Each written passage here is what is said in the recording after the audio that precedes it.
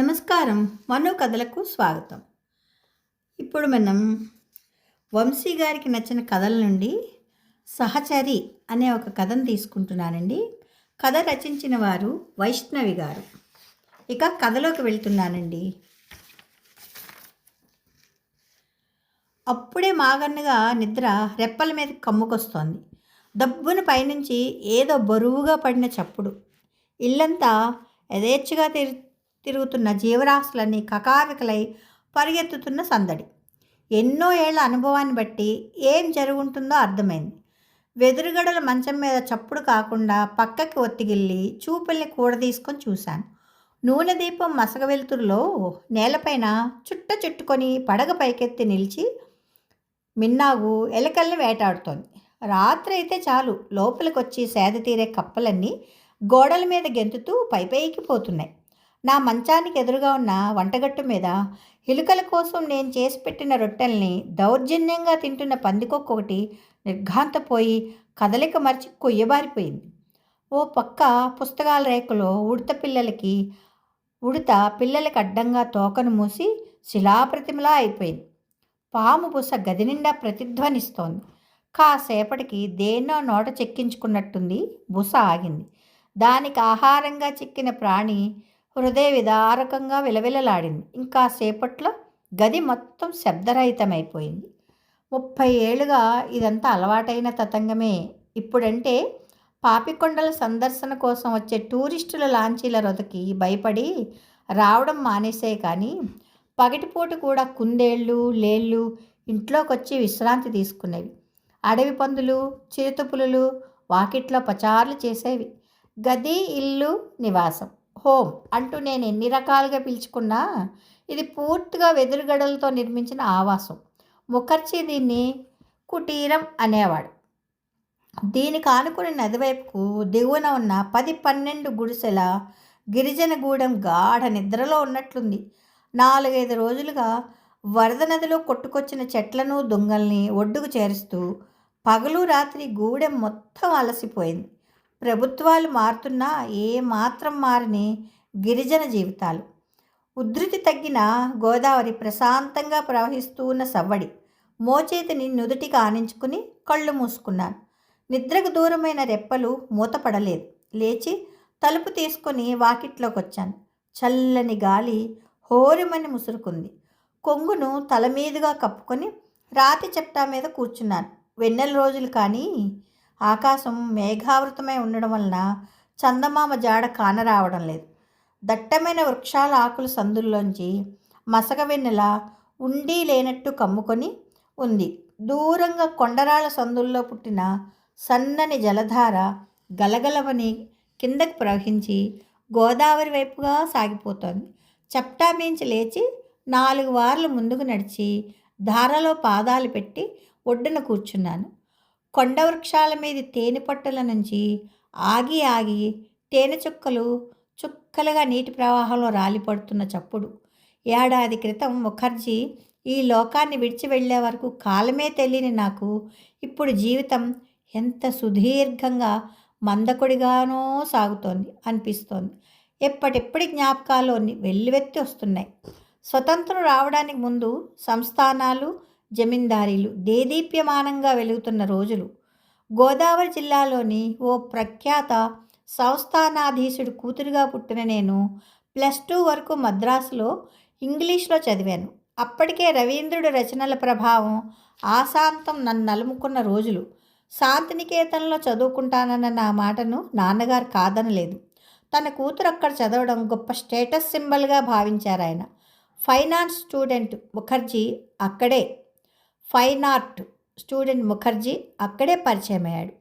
అప్పటి అతని రూపం ఇప్పుడే చూస్తున్నంత ప్రస్ఫుటంగా నా కళ్ళ ముందుకు వచ్చింది. అతను ల్యాండ్స్కేప్స్ బాగా గీస్తున్నాడని విని లేడీస్ హాస్టల్ నుంచి ఆర్ట్స్ లవర్స్ కొందరం అతని రూమ్కి వెళ్ళాం. గది నిండా అస్తవ్యస్తంగా పరిచి ఉన్న చిత్రాలు. గది మధ్యలో బాసింపట్టు వేసుకుని ధ్యాన ముద్రలో బుద్ధ భగవానుడిలాగా అర్ధనిమిత్త నేత్రుడై కూర్చుని ఉన్నాడు ముఖర్జీ. ఒక్కసారిగా 5-6 అమ్మాయిలను చూసి కంగారు పడ్డాడు. అప్పటికే మా మహల్లో చాలా చిత్రాలని మనసు పెట్టి చూసి ఉండడం వల్ల అతని చిత్రాలను బేరీజు వేయడం కొంత సాధ్యమైంది నాకు. మాకన్నా సీనియర్ ఆయన.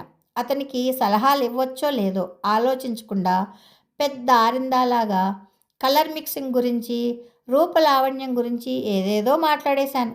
తర్వాత స్ఫురించి అతనేమనుకుంటున్నాడో అని చూస్తే దట్టమైన కనుబొమ్మల కింద విశాలమైన నేత్రాల లోతుల్లోంచి ఆసక్తిగా నన్నే చూస్తున్నాడనిపించింది. ఆ పరిచయం స్నేహంగా మారి గాఢమైన మైత్రి కావడానికి ఎన్నాళ్ళో పట్టలేదు. శాంతినికేతన్ పక్కనే ప్రవహించే కొప్పొయ్ నది ఒడ్డున కూర్చుని ఎన్నెన్నో కబుర్లు కలబోసుకునేవాళ్ళం.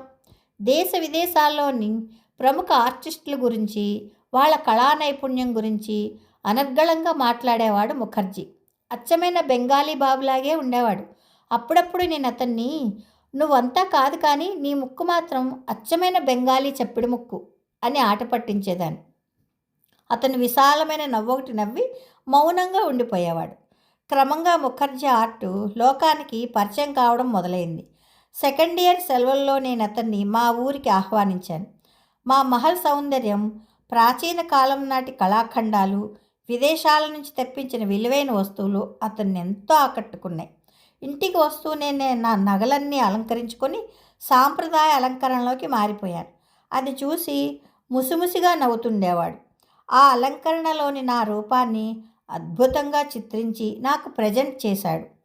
చిన్నప్పుడు ఒకసారి గోదావరి నది మీద పడవలో భద్రాచలం వెళ్ళిన ప్రయాణం గుర్తుకొచ్చింది. ఆ అందమంతా ముఖర్జీ లాంటి ఆర్టిస్టులు చూసి తీరాలనిపించింది.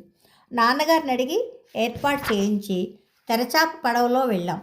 దారి పొడవునా, ముఖ్యంగా పాపికొండల దగ్గర ముఖర్జీ అవుట్లైన్స్ తిరిగి వచ్చేటప్పుడు అనుకోకుండా ఈ గిరిజనగూడెంలో దిగి ఈ పరిసరాలన్నీ చూస్తూ పరవశంలో మునిగిపోయినప్పుడు తెలియలేదు కొన్నేళ్ల తర్వాత మేము ఇక్కడే స్థిరపడబోతున్నామని. ఆ తర్వాత కొద్ది రోజుల్లోనే దేశ విభజన గొడవలు ఉధృతమయ్యాయి. ఇక చదువు చాలించి వెనక్కి రమ్మని నాన్నగారు కబురు చేశారు. అప్పటికే 2 సార్లు గాంధీజీ కలకత్తా వచ్చినప్పుడు ముఖర్జీతో పాటు నేను కూడా వెళ్ళాను. ఆ ప్రభావంతో కద్దరు కట్టడం ప్రారంభించాం ఇద్దరం. ఒకసారి కలకత్తాలో ముఖర్జీ చిత్రాల ప్రదర్శన ఏర్పాటు చేశాం. అతని గురించి పత్రికలు విపులంగా రాశాయి. ఆ వార్త ఖండాంతరాల్లోకి వెళ్ళింది. చాలా కళాఖండాలు అమ్ముడుపోయాయి. వచ్చిన డబ్బును స్వాతంత్ర పోరాట నిధికి ఇచ్చేశాడు ముఖర్జీ. అప్పుడే నాకు అతని మీద ప్రేమ లాంటిదేదో జనిస్తోందని అర్థమైంది. నాన్న ఈసారి మనిషిని పంపించారు. ఇంటికెళ్ళగానే నాకు తెలిసింది ఏమిటంటే భార్య పోయిన మరో జాగీర్తో నా పెళ్లి నిశ్చయించేశారని. పుస్తకాలు, సర్టిఫికెట్లు తెచ్చుకుంటానంటే కూడా ఇల్లు కదలనీయలేదు. నేను కలవరపడి ముఖర్జీకి ఎన్ని ఉత్తరాలు రాసినా జవాబు లేదు. రేపు నా వివాహం జరగాల్సి ఉండగా ఆ అర్ధరాత్రి హఠాత్తుగా దేశానికి స్వాతంత్రం వచ్చిందని ప్రకటన వెలువడింది. అంతా ఆ ఉత్సవాల సంరంభంలో ఉండగా నన్ను చిన్నప్పుడు పెంచిన ఆయా సాయంతో ఇంట్లోంచి బయటకు వచ్చి కలకత్తా వెళ్ళిపోయాను. ముఖర్జీ శాంతినికేతన్లో లేడు. అతని స్నేహితులను అడిగితే తెలిసింది శాంతినికేతన్ వదిలి పల్లెకు వెళ్ళిపోయాడని. నేను అతన్ని వెతుక్కుంటూ ఆ చిన్న పల్లెకు వెళ్ళాను. బెంగాల్ విభజింపబడింది. కొట్లాట్లు, చంపుకోవడాలు కొనసాగుతున్నాయి. దేశం అల్లకల్లోలంగా ఉంది. ముఖర్జీ తల్లిని తండ్రిని దౌర్జన్యకారులు చంపేశారు. పోతపోసిన దుఃఖమూర్తిలా చీకటి నిండిన ఇంట్లో ఒక్కడే ఉన్నాడు ముఖర్జీ. నేను వెళ్ళి అతని ముందు మోకాళ్ళ మీద కూర్చున్నాను. ఎవరో వచ్చి దీపం వెలిగించి వెళ్ళారు. ఒక్క నిమిషం నమ్మలేనట్టు చూశాడు. నా భుజాల మీద తలవాల్చేసి వెక్కి వెక్కి ఏడ్చాడు. అతని దుఃఖం తీరే వరకు ఏడవనిచ్చాను. అతని బంధువులు ఎవరో తెచ్చిపెట్టిన రొట్టె, పళ్ళు తిని కడుపు నింపుకున్నాం. ఒక్క నిర్లిప్త మానసిక స్థితిలో దేశం వదిలి వెళ్ళాలని ఒక నిర్ణయానికి వచ్చాం. రాత్రికి రాత్రే కలకత్తా చేరుకున్నాం. చాలామంది విదేశీయులు దేశాన్ని వదిలి వెళ్తున్న రష్. ఎలాగో టిక్కెట్ సంపాదించుకుని ఓడ ఎక్కి దేశాన్ని వదిలేశాం. ఆ రోజుల్లో చిత్రకారులందరిలాగే ముఖర్జీ కూడా ప్యారిస్నే ఇష్టపడ్డాడు. నా వెంట తెచ్చిన డబ్బు మా ప్రయాణానికి, ప్యారిస్లో మేము సెటిల్ అవ్వడానికి ఉపయోగపడింది. మా వాళ్ళు మమ్మల్ని వెంటాడి వేధిస్తారేమోనని మేం భయపడినంతగా ఏమీ జరగలేదు.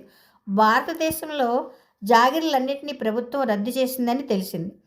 ప్యారిస్లో గొప్ప ఆర్టిస్టుగా పేరు తెచ్చుకోవడానికి ముఖర్జీకి ఎక్కువ కాలం పట్టలేదు. పల్లెలోనే మేమిద్దరం ఒకరికొకరం అని ప్రామిస్ చేసుకున్నాం. ప్యారిస్లో ముఖర్జీ ఎక్కడో 2 పూలమాలలు సంపాదించుకుని తెచ్చాడు. 10 మంది మిత్రులు ఎదుట దండలు మార్చుకుని ఇద్దరం ఒక్కటయం.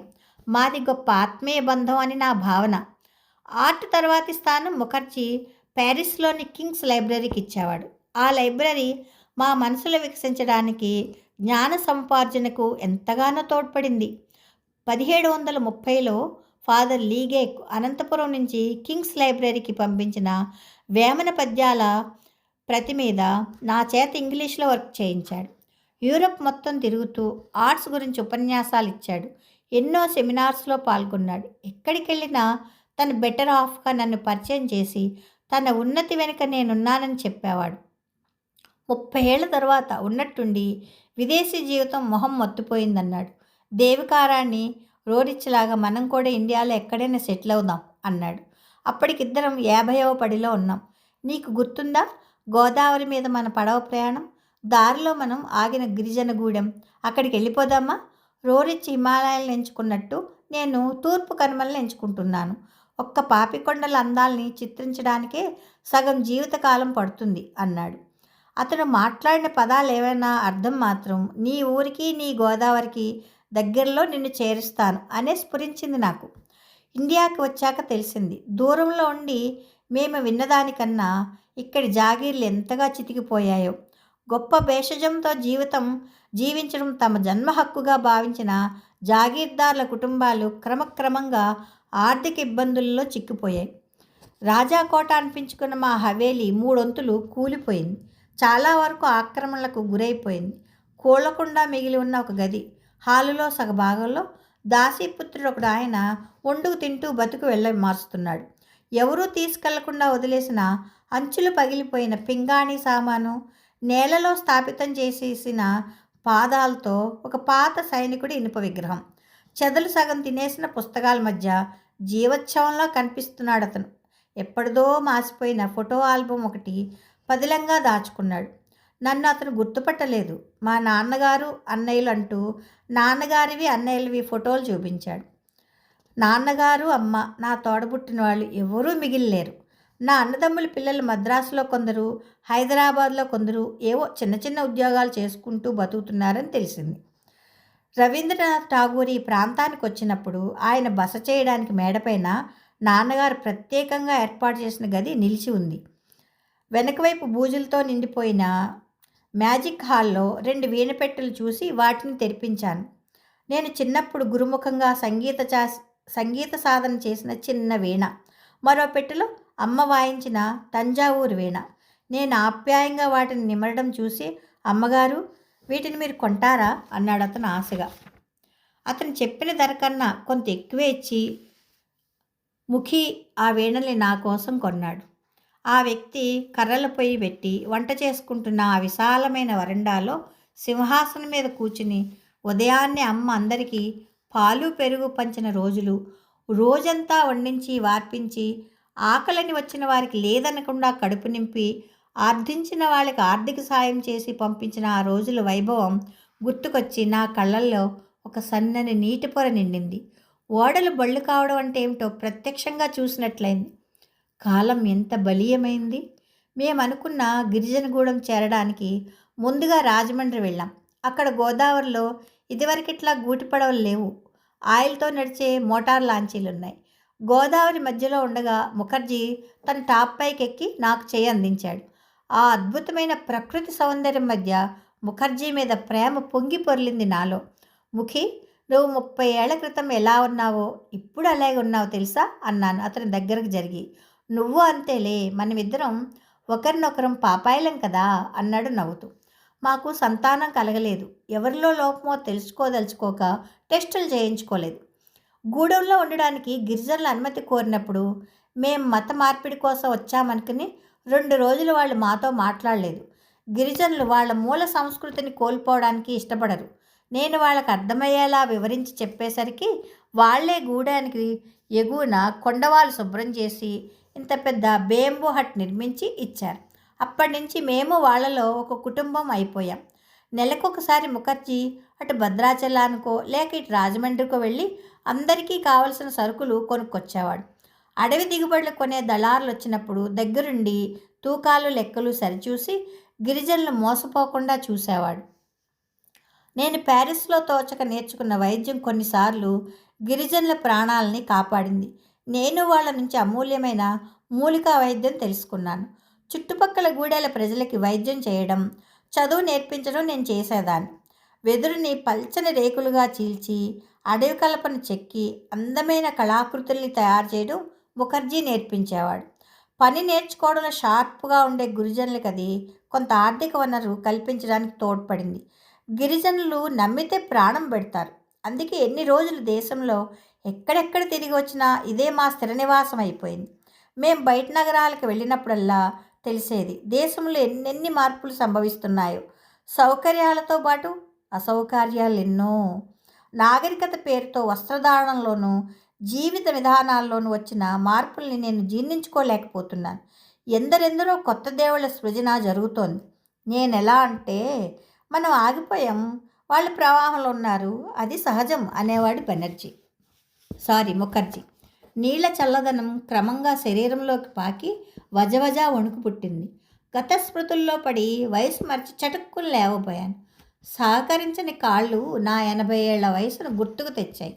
సూర్యోదయం కాబోతున్న గుర్తుగా పాపికొండల కవతల సన్నని వెలుగురేఖలు.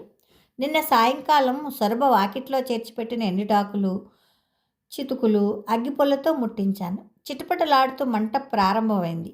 ఆ మంట వెలుగులో 25 ఏళ్ల క్రితం ముఖర్జీ అస్సాం నుంచి తెచ్చి నాటిన టేకు వృక్షం, దాన్ని పెనవేసుకుని నేను నాటిన అడవి శంకుపూల తీగ ఆకాశాన్ని అంటుతున్నట్లు కనిపించాయి. ఆ తీగ ఎంత నమ్మకంగా అల్లుకుపోయింది.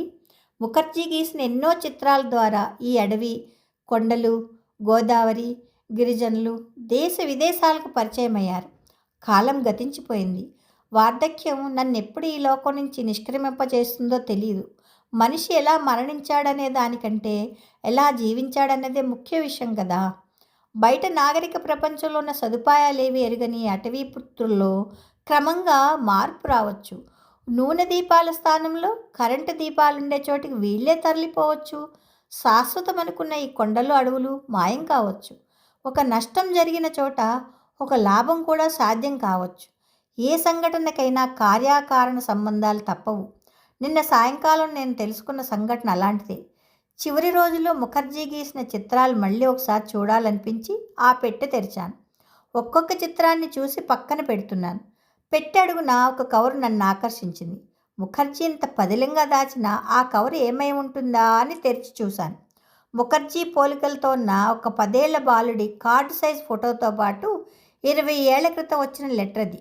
ముఖర్జీ కలకత్తా స్నేహితుడి కేర్ ఆఫ్ అడ్రస్కి వచ్చింది. నా దగ్గర ముఖర్జీకి దాపరికమా?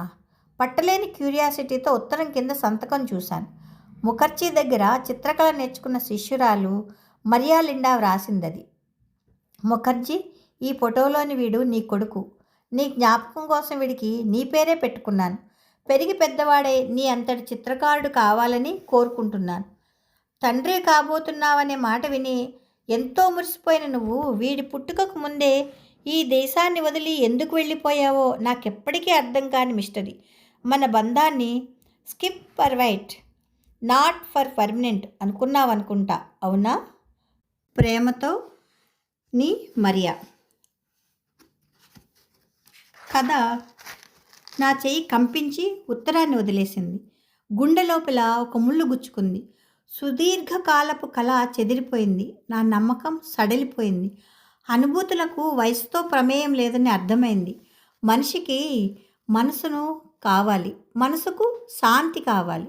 కొడుకు పుట్టడంతో ముఖర్జీకి ఆ శాంతి లభించి ఉంటుందా? మరి నాకు? ఆరిన మంట సెగకు కుందేలు పిల్ల ఒకటి వచ్చి నా ఒడిలో చేరింది. మాటలు రాని సొరబు చిన్న బిందెతో నీళ్లు పట్టుకొని వస్తోంది నా కోసం. ఈ గోదావరి, గిరిజనులు, అడవిలోని ప్రాణులు, పచ్చని ఈ ప్రకృతి అంతా నాదే. ఇంకేం కావాలి? ఇంకెంతకాలం కావాలి? కథ సమాప్తం. ఈ కథ మీకు నచ్చితే లైక్ చేయండి, షేర్ చేయండి, కామెంట్ చేయండి, సబ్స్క్రైబ్ చేసుకొని నన్ను ఎంకరేజ్ చేయండి. ఉంటానండి. ప్రేమతో మీ మను.